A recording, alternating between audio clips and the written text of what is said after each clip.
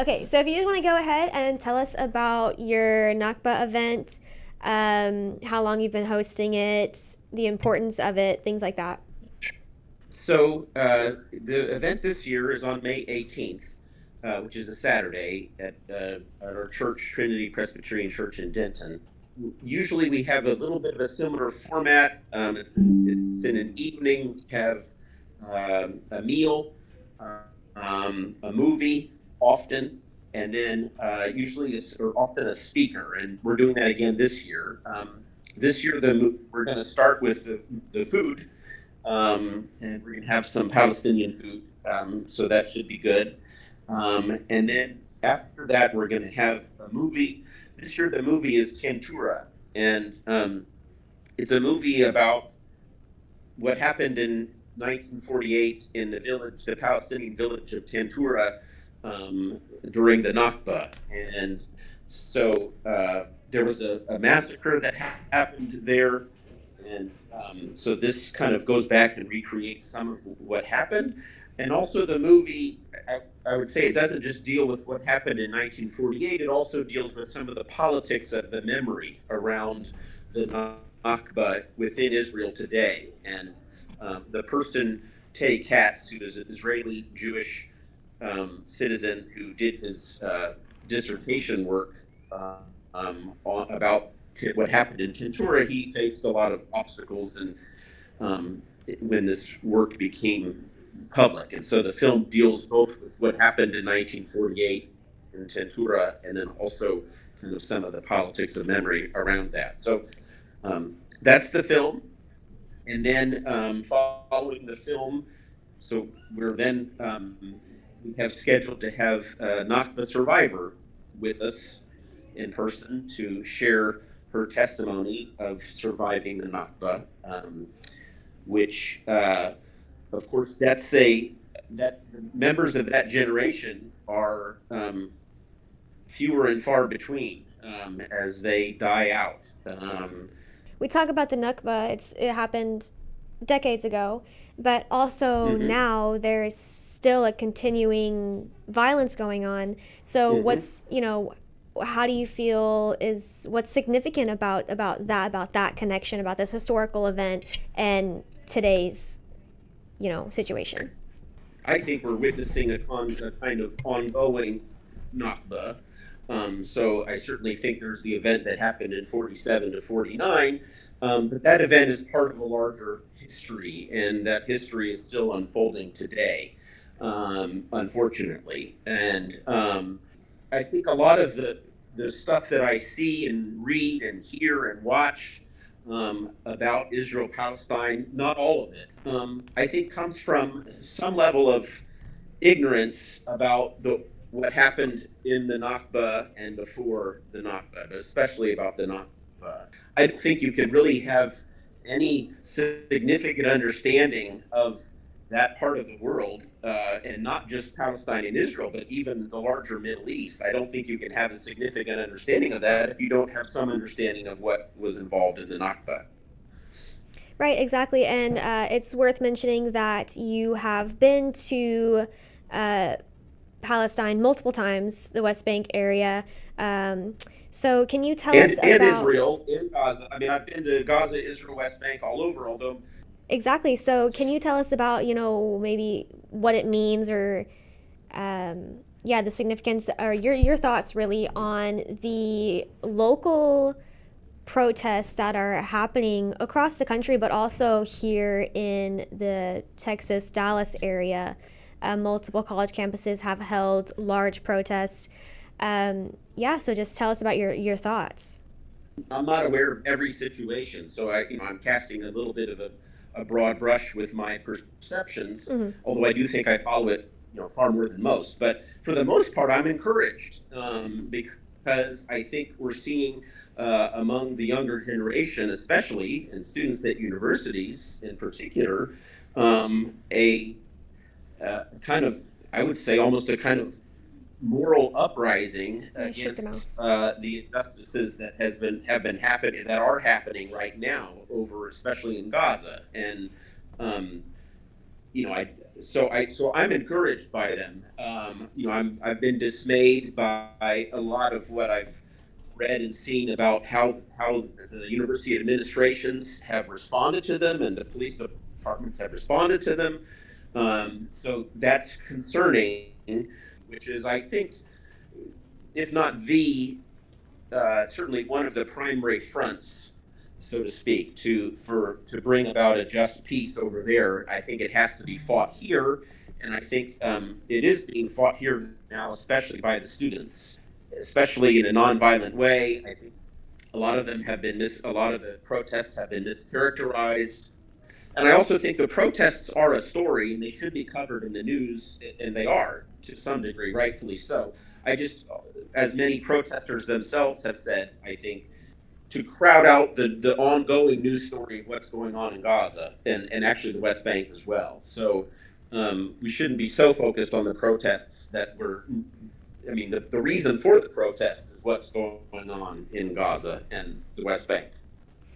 Yeah, and then can you tell us about your most recent trip to the West Bank and also kind of how it relates to the work that you and your church have been doing? I know you passed a resolution.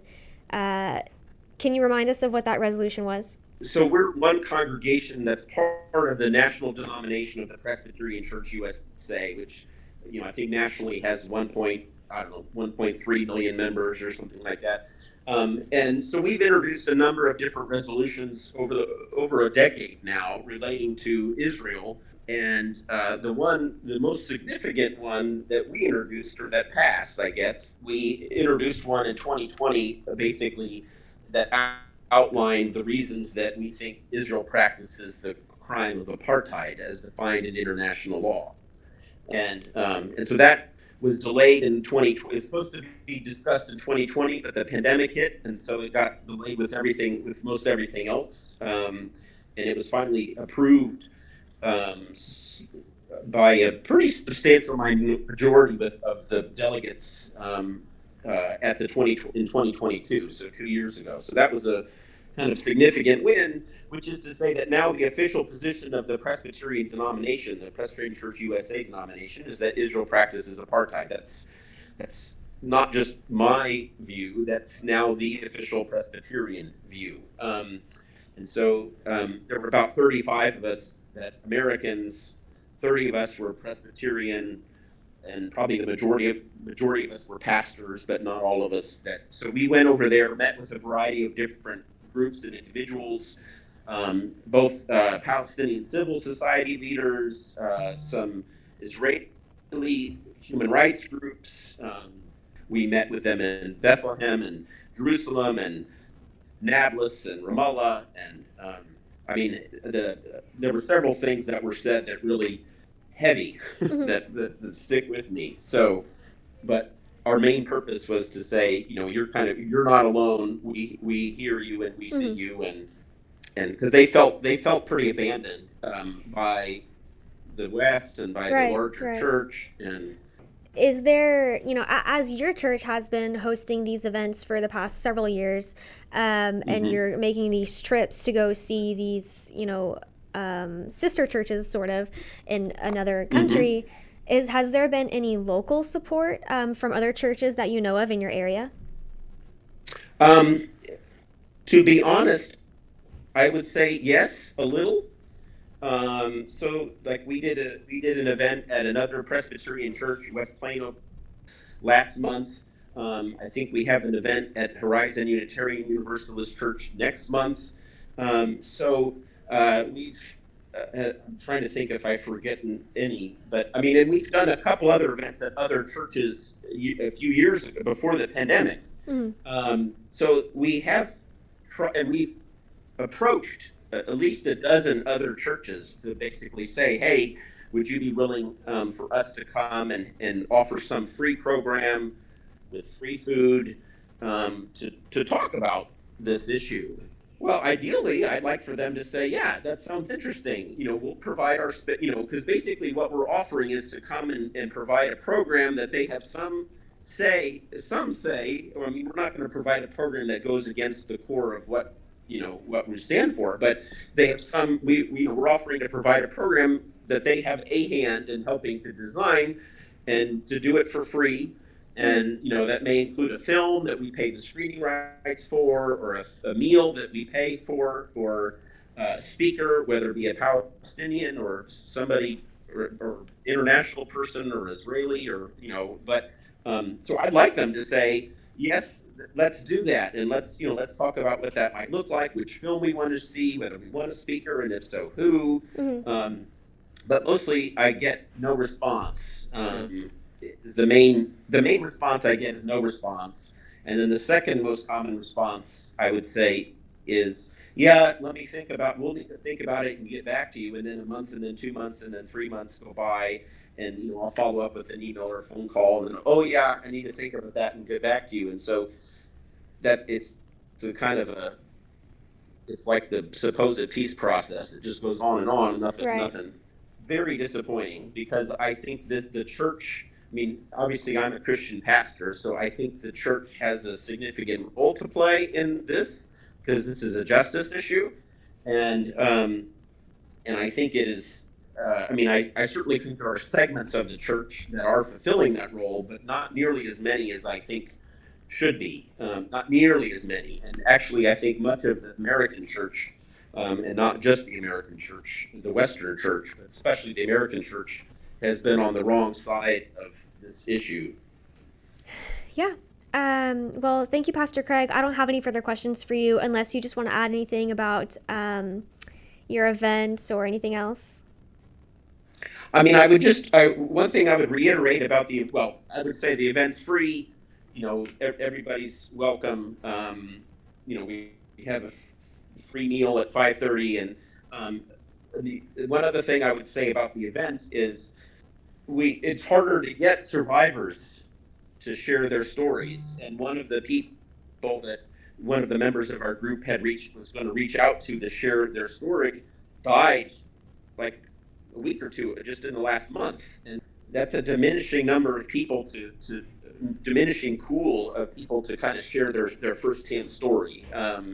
But we're glad to do this, and we hope others will come, and we hope our larger society becomes more aware of the Nakba, because I don't think you can really understand what's going on now without having a better understanding of its background and its context. Right. Yeah. Well, thank you again, Pastor Craig, for your time today. Yes. Well, thank you for your time, and Yeah, thank of you for course. your interest. Of course. Of course. Thank you so much.